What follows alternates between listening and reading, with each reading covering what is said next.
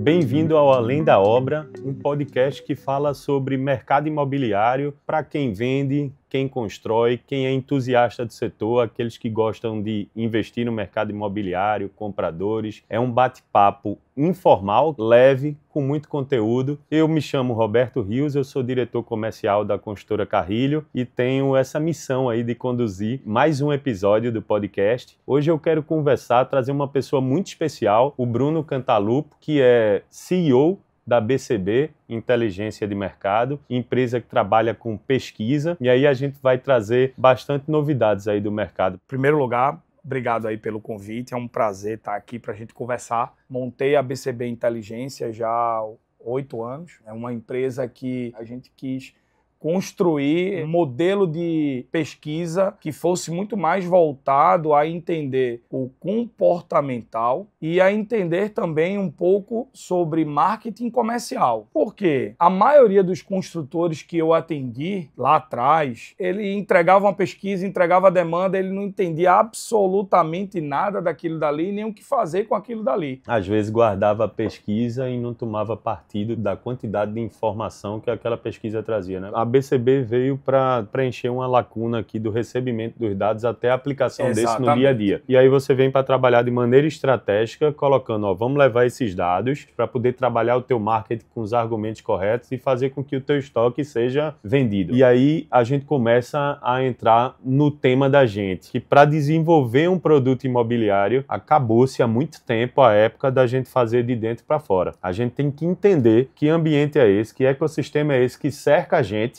E aí eu quero te fazer uma provocação. Você publicou um artigo recentemente. O artigo o Censo 2022 deixou claro.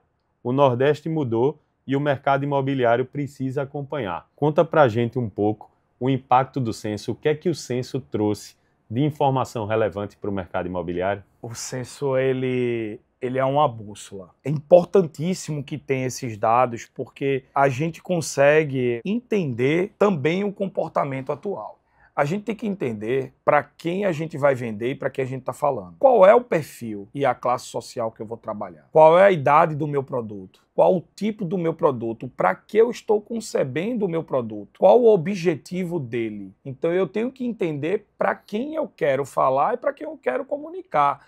Existe aquele Nepo Baby, né, que fica mais tempo em casa, que tem a mãe e o pai para buscar, que tem o Uber, que está deixando para casar mais tarde, para ter filho mais tarde, que é onde a gente fala nesse artigo. Então, a população é 1,6 filhos por família. Vê que dado interessante que Bruno está trazendo aqui para nós. Faz uma analogia ou uma comparação com o que esse número já foi. Na década de 60, isso era 4 e alguma coisa. Na década de 90, era 3 e um pouquinho. E hoje está 1,6. Já não é suficiente para repor a população. Por isso, o avanço da idade média também, como você falou. Aumentando de forma significativa. E aí, estão saindo tarde de casa, estão casando tarde, estão tendo filho tarde. E ainda mais se você for pegar o perfil comportamental, por exemplo, quem está estudando mais, fazendo faculdade, exemplo, a mulher que ficava muito dentro de casa, na década de 60, estudava menos e ela era criada para ter filhos. Na década de 80, essa mulher ela passou a estudar. Ela passou a se dedicar mais profissionalmente. Em 90, ela estava no mercado de trabalho. Ela estava no mercado de trabalho. No ano 2000, eu vou adiar ter meu filho. Por quê? Eu quero me estabilizar profissionalmente. Então, isso impactou na idade? Aí, impactou diretamente na idade. O censo trouxe o quê de informação? O censo, ele fala que a mulher que tem ensino superior, a idade média, ela sobe para quase 2 anos a mais de quem não tem ensino superior. Se eu não me engano, ela sai para ter o primeiro filho, ou seja, a partir dos 30 anos de idade, enquanto o que não tem ensino superior vai para uns 26, 27 anos de idade. Então, assim, eu tô tendo filho mais tarde, eu tô me dedicando mais profissionalmente. Então, por ter filho mais tarde, eu estou morando mais com pais, com a mãe, estou me dedicando mais ao estudo, mais à profissão. Com isso, eu deixo para ter uma família mais tarde, que impacta diretamente também na CNH. Então, é importante a gente entender para quem a gente vai trabalhar, para quem a gente vai desenvolver um produto e para quem a gente vai conversar com esse produto. Quer ver um dado interessante que saiu agora há pouco? O número de pets por família é o mesmo do que o número de filhos, é 1,6.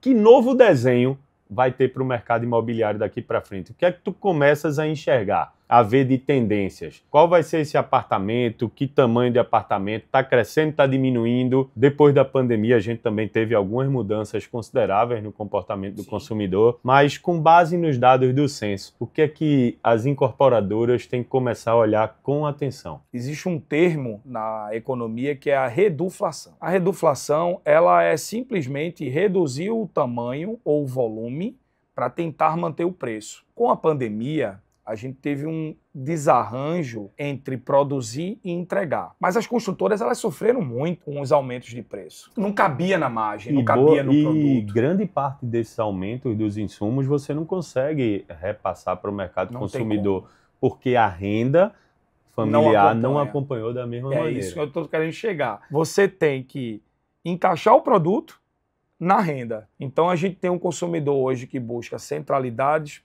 proximidades, tecnologia, sustentabilidade e custo. Então o que é que acontece? Você vai ter uma demanda crescente por imóveis que se adequem ao padrão de consumo atual. A gente tem que entender as gerações. Uma geração imobiliária é diferente e muda pelo menos um ciclo a cada 10 anos. O que um cara de 25, uma família de 25 anos, 30 anos quer hoje, talvez não seja a mesma que ele vai querer com 40, que não vai ser a mesma com 50, que também não vai ser a mesma com 60. As gerações ainda querem comprar, principalmente as mais novas, elas preferem mais alugar.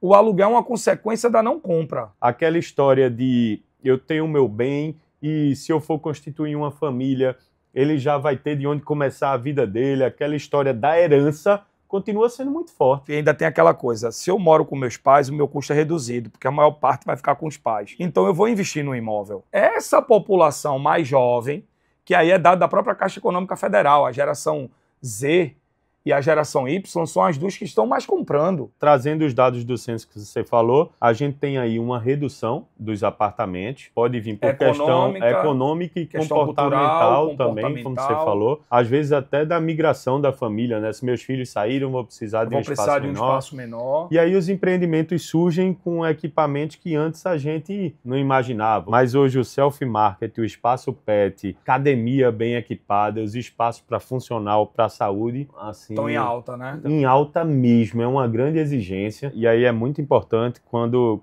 se trabalha no produto econômico, principalmente, o valor da taxa de condomínio. 23% dos nossos entrevistados, quando a gente apresenta um conceito de um produto, a principal preocupação dele é taxa de condomínio. E aí eles falam, há muito item de lazer que vai encarecer o meu condomínio. Então, às vezes, oferecer muitos itens não significa necessariamente estar oferecendo o melhor produto. Que vai estar convertendo, oferecendo o melhor produto. Não vai trazer uma maior velocidade de venda, não. Né? Pode até diminuir. O que traz velocidade de venda? Funcionalidades, localização, condição de pagamento e preço. O produto imobiliário da classe média, que é fora dos programas econômicos, ele teve um aumento de preço de mais ou menos 12%. Ele mudou a renda de 14 para 18 mil reais. A localização ela é importante, mas há uma preocupação imensa no preço, na entrada e na parcela. Então, não adianta ter a melhor localização se não couber no orçamento. Quando o incorporador nos procura, eu sempre pergunto para ele, você quer o quê? Velocidade ou rentabilidade? São duas coisas diferentes, isso não se encaixa dentro do mercado imobiliário. Porque se você vendeu muito rápido, você vai colocar na cabeça, deixei dinheiro na mesa, eu poderia ter rentabilizado mais. E se você coloca um produto muito caro e eu tenho uma baixa velocidade, às vezes eu preciso vender um pouco mais para encaixar. A grande dificuldade nossa é encaixar um produto que faça ele ser desejado para que possa comprar. Então são os produtos que hoje o construtor ele não pode errar. Ele tem que ver exatamente a demanda, exatamente o perfil do consumidor para poder encaixar. Senão, ele tem uma baixa velocidade de venda. E baixa velocidade de venda impacta diretamente na viabilidade que foi feita lá atrás. E aí eu tenho que encaixar um bom produto,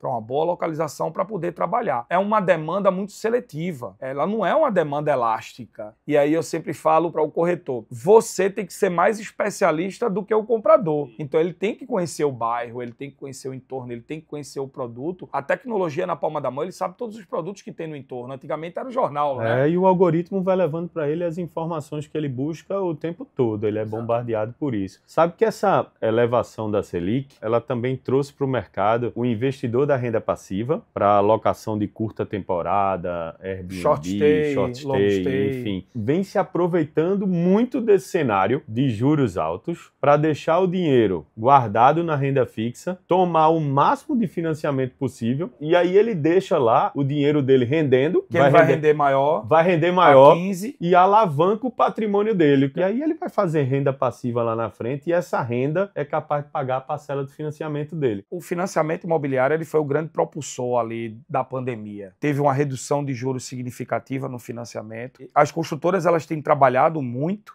essa linha de financiamento, porque o cara financia na planta. Ele garante. Ele congela o INCC. Exato, ele congela o INCC e ele só tende a ganhar. Se a taxa de juros baixar, ele vai lá ou faz a portabilidade ou renegocia, enfim, fica com a taxa menor. É o que eu falei, a classe média ela precisa de crédito. E é esse crédito que faz com que ela tome a decisão agora ao invés de deixar lá para frente. O financiamento na planta, né, que tem muita gente que tem medo, mas é um financiamento extremamente seguro. Então é importante o corretor conscientizar o comprador e o comprador saber que isso é benéfico para ele. E eu acho que os outros bancos e bancos privados, eles também poderiam explorar um pouco mais esse modelo de negócio, porque ia impulsionar mais o mercado imobiliário. Qual é o imóvel de hoje? O imóvel de hoje é um imóvel que tenha sustentabilidade, plantas funcionais, biofilia, design e tecnologia. Se um produto imobiliário ele conseguir reunir esses atributos, o sucesso é expressivo. Dificilmente não vai ter venda ou não vai ter uma boa velocidade com rentabilidade. O imóvel de hoje é esse. E o que a gente tem buscado são localizações estratégicas com mobilidade, logística fácil, próximo a serviços, uma infraestrutura de lazer que atenda aos anseios dos moradores e a gente tem tido uma velocidade de vendas, Bruno, nesse tipo de produto muito boa, muito grande. O pátio solar de vocês aqui dentro é um sucesso. É um exemplo claro disso. Por quê? Tem localização, é funcional. E aí pensa no pet, pensa na família, na comodidade. Na comodidade. Então o que é que a gente trabalha? A gente trabalha comodidade e praticidade e trabalha segurança e tecnologia em nossos empreendimentos. E aí quando a gente alinha isso, adaptar o preço e as condições de pagamento ao mercado que a gente enxerga,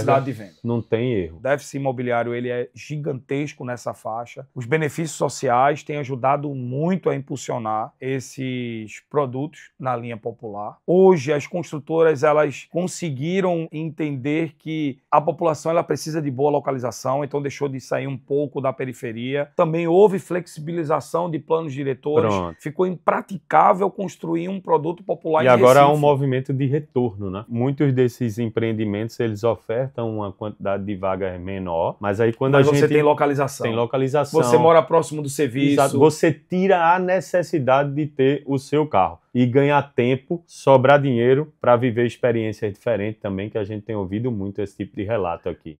Existe dentro do comportamento do consumidor a pirâmide de Maslow. Todo mundo que trabalha com marketing, que trabalha com comportamento de consumo, ele vê as necessidades, que vai desde as básicas à necessidade de estima. Qual é o meu sonho? É de ter a casa própria, mas não é só ter a casa própria, é ter a casa própria com dignidade e qualidade. E aí, aproveitando todas essas informações que você trouxe, eu gostaria de encerrar assim, Bruno. Se você tivesse que dar um conselho para nós, incorporadores, qual o conselho que você dava, com base no censo de 2022 aí? Para onde a gente deve olhar? O popular vai continuar tendo seu espaço, isso é fato. Então, as construtoras que elas precisam olhar para o popular e pensar que o popular não é aquele produto seco também. Que bom você falar nisso. Ele tem que ter entrega. Eu acho que a gente precisa desvincular muito. Minha Casa Minha Vida não está ligada a produto de baixa qualidade. De baixa qualidade, exatamente. Tá? Isso está ligado ao contrário. À incorporadora, como ela enxerga o cliente. Então, na hora de buscar o seu imóvel, busca quem trata isso de maneira diferente. Minha Casa Minha Vida não tem nada a ver com baixa qualidade. Zero. E olhar que o cliente, mesmo do Minha Casa Minha Vida, ele é um cliente exigente. E hoje tem uma alta concorrência. Total. O médio padrão, cada vez mais exigente, cada vez mais difícil. É a parte da pirâmide que mais sente qualquer movimento da economia. Então eu vou precisar ter mais entrega, eu vou ter que ter uma planta que realmente seja atrativa para esse consumidor. A gente pode acrescentar nisso aí, Bruno, um produto financeiro financeiro interessante, por exemplo, como a gente estava falando de um financiamento na planta, aquele que permita você desembolsar menos enquanto eu estou pagando o aluguel, enfim, e me proteger de inflação e me dar facilidade de Isso pagamento. seria muito bom. A população precisa conhecer mais desse ela produto. precisa conhecer mais, ele precisa ser mais disseminado. Papel da gente, incorporador, e da força de vendas também levar isso. Principalmente do corretor. Por isso que os corretores que entendem bem desse produto saem na frente. A alavancagem aí, compacto, estúdio, short stay. É um mercado que tem crescido muito na nossa cidade, com diversos lançamentos, com um bom escoamento. A gente tem ali 74% das unidades vendidas, 26% ainda em estoque. E ainda está muito bom para quem está comprando. Para quem está comprando. Recife, eu acho que é uma das cidades que menos tem leitos de hotéis. Que alguns até passando por retrofit, né? E virando agora habitação. Flat. E esse mercado de short stay, ele é um mercado ainda complexo, de compacto. A gente precisa saber para quem vai administrar, como vai administrar. Plugar um serviço de administração profissional que elimine a dor de cabeça. O incorporador, né? Ele é responsável por isso, com certeza, Roberto. Eliminar a dor de cabeça. Ele precisa saber quem vai colocar dentro para gerir, porque vai impactar, inclusive, nela no próximo lançamento. Isso, com certeza, é tema para uma outra conversa da gente aqui, falar sobre esses imóveis para renda passiva e hoje as soluções que se tem com empresas que fazem a gestão de locação, que são capazes de precificar de maneira inteligente e ancorar o seu imóvel para ter a maior rentabilidade possível, fazer check-in, check-out, cuidar de manutenção, experiência. Enfim. Muito mais do que gerir, tem que entender do cliente e da experiência do cliente naquela locação. Bruno, a gente faz uma provocação aqui. Para encerrar todo o podcast, todo episódio, a gente faz um mitos e verdades. Então, de maneira bem rápida, eu vou te provocar, vou te dizer uma afirmação e você vai dar a sua opinião, dizer se é um mito, se é verdade e por quê. Vamos embora? Vamos. Eu vou pro primeiro. São dois aqui. O consumidor não olha mais localização, só preço. Mito ou verdade? Meia verdade. Por quê? Precisa encaixar no bolso. Ele olha a localização, mas o produto se não encaixar no bolso, ele vai estar disposto a ir para outra. Ele vai estar disposto para ir para outra. Depende também para o consumidor que eu vou vender. Se for um produto de luxo, alto luxo, localização, primeiro lugar. Então vamos lá. Se for para o produto de luxo, alto luxo... Localização. Verdade. Verdade. Se for para um produto econômico... Meia verdade. Pronto, eu tenho que olhar a localização e se não encaixar no bolso, aí ele topa ir para outro destino. Exatamente. Perfeito. Vamos para o segundo? Bora. Os jovens só pensam em aluguel e não em comprar. Mito. Os jovens hoje, como a gente já falou aqui, está comprando o imóvel, ele quer o imóvel, é o sonho do brasileiro ainda. A motivação dele ainda é o primeiro imóvel, aquele bem de raiz, é deixar para herança. Exatamente. Bruno, agradecer mais uma vez a você e dizer que as portas estão abertas aqui. Para quem quiser conhecer mais o trabalho da BCB, eu sei que é colega incorporador, trabalha no mercado, a gente vai deixar um link no vídeo da gente aí também disponibilizar o contato da BCB para que vocês possam atender e deixar esse mercado da gente cada vez mais profissional. Muito obrigado pelo convite. Obrigado Até a pelo próxima. bate-papo, meu velho. Meu amigo. Valeu. Abraço.